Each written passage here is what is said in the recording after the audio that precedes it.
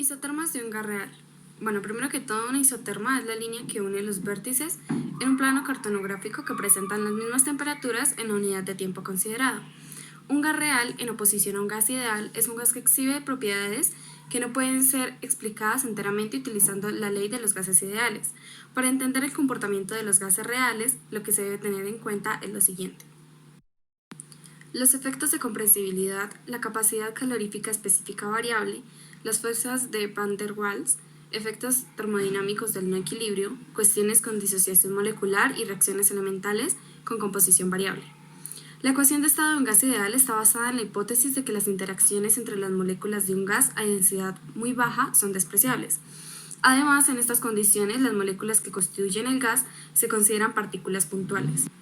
En el modelo del gas ideal, las sustancias siempre se encuentran en estado gaseoso. Sin embargo, el comportamiento de una sustancia real es mucho más complejo.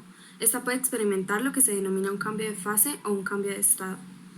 Cuando a una sustancia se le suministra o extrae cierta cantidad de calor, a nivel microscópico las interacciones entre sus moléculas cambian y dependiendo de su estado termodinámico puede encontrarse en estado sólido, líquido o vapor, o en una combinación de estos estados. Las isotermas de un gas real tienen una forma más compleja que las isotermas de un gas ideal, ya que deben dar cuenta de los cambios de fase que pueden experimentar. La siguiente gráfica representa la presión en función del volumen a distintas temperaturas. La isoterma representada en rojo se denomina isoterma crítica y su temperatura crítica. Esta isoterma separa dos comportamientos. Uno, cuando una sustancia se encuentra a una temperatura superior a su temperatura crítica, siempre está en estado gaseoso, no importa qué tan alta sea la presión. Por el contrario, cuando está a una temperatura inferior a la crítica, puede estar en estado sólido, líquido o vapor. Los puntos representados con las letras A y B corresponden respectivamente a los estados denominados vapor saturado y líquido saturado. Ambos están sobre una curva que está representada en la gráfica con una línea punteada denominada curva de saturación. Por debajo de ella todos los estados son una mezcla de líquido y vapor. En la figura también se observa que la zona de las isotermas que se encuentra por debajo de la curva de saturación es una recta horizontal. Por tanto, cuando el cambio de fase líquido-vapor se produce a presión constante, también se produce a temperatura constante. Para que una sustancia cambie de fase es necesario suministrarle o extraerle una cierta cantidad de calor.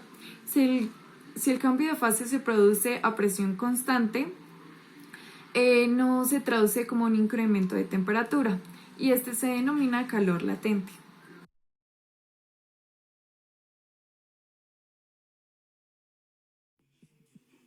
La ecuación de Van der Waals, propuesta por Johannes Van der Waals, tiene en cuenta el volumen finito de las moléculas y las fuerzas atractivas que una molécula ejerce sobre otra.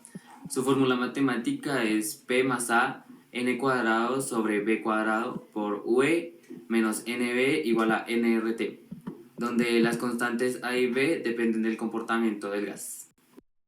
En el siguiente ejemplo gráfico se representan las isotermias de la ecuación de Van der Waals para el oxígeno, representado en rojo, junto con las isotermias de un gas ideal, representado en azul. Como puede observarse, para valores altos de la temperatura y para valores bajos de la presión, ambas ecuaciones dan el mismo comportamiento. Por otra parte, la ecuación de Van der Waals describe la zona de las isotermias que corresponden al estado líquido, representado en la zona de la izquierda de pendiente elevada, mientras que no funciona para la zona de las isotermias, representado en recta horizontal de las isotermias de Andrews, que se encuentra por debajo de la curva de saturación. La isotermia crítica del oxígeno corresponde a una temperatura de aproximadamente menos 118 grados Celsius.